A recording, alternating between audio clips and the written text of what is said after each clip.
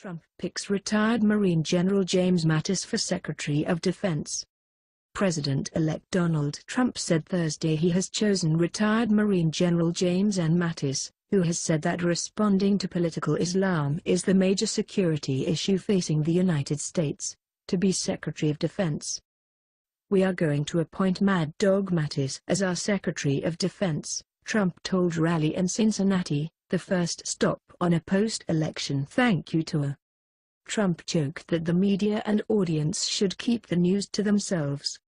"We are going to be announcing him Monday of next week," Trump said. "Keep it inside the room." Mattis, who retired as Chief of U.S. Central Command in 2013, has often said that Washington lacks an overall strategy in the Middle East, opting to instead handle issues in an ineffective one-by-one manner. "Is political Islam in the best interest of the United States?"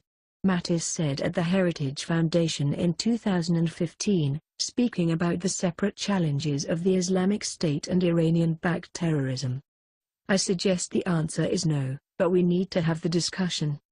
If we won't even ask the question, how do we even recognize which is our side in a fight?" View graphic. Here are the people whose names have been floated for Trump's cabinet. To take the job, Mattis will need Congress to pass legislation to bypass a federal law stating the defense secretaries must not have been on active duty in the previous 7 years. Congress has granted a similar exemption just once, when General George C. Marshall was appointed to the job in 1950. Earlier Thursday, Jason Miller, a spokesman with the Trump transition team, tweeted that no decision had been made, but Trump's son Donald Jr. retweeted reports saying that Mattis got the job. Mattis, 66, served more than 4 decades in the Marine Corps and is known as one of the most influential military leaders of his generation, a strategic thinker who occasionally drew rebukes for his aggressive talk.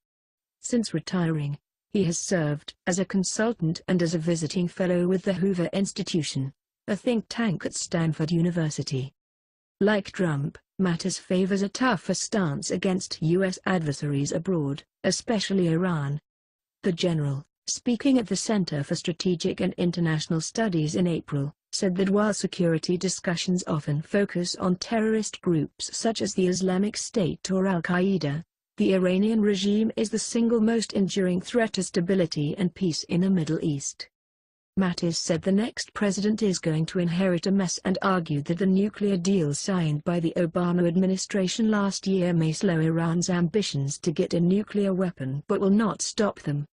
But he added that absent a clear and present violation, he did not see a way that Washington could go back on it, because any unilateral sanctions issued by the United States would not be as valuable if allies were not on board.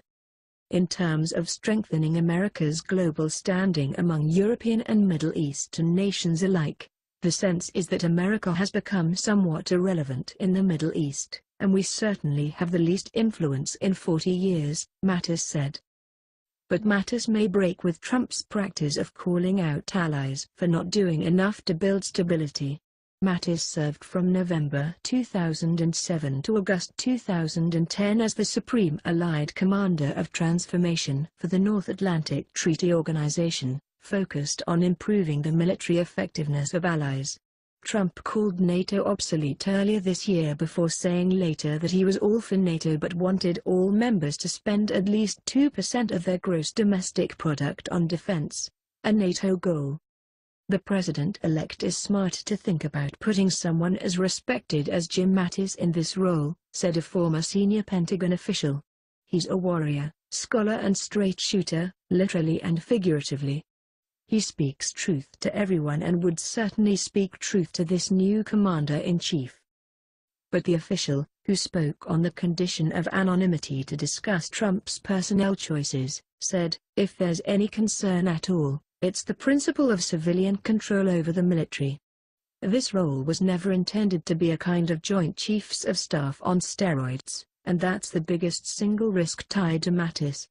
For Mattis, the biggest risk for him personally is that he will have a national security advisor in the form of Mike Flynn, whose management style and extreme views may arch Mattis's eyebrows and cause conflict over time. "It's no fun to be Secretary of Defense if you have to constantly feud with the White House."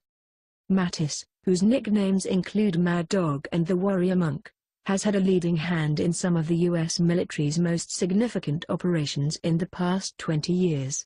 As a one-star general, he led an amphibious task force of Marines that carried out a November 2001 raid in helicopters on Afghanistan's Kandahar province, giving the Pentagon a new foothold against the Taliban after the September 11, 2001, attacks.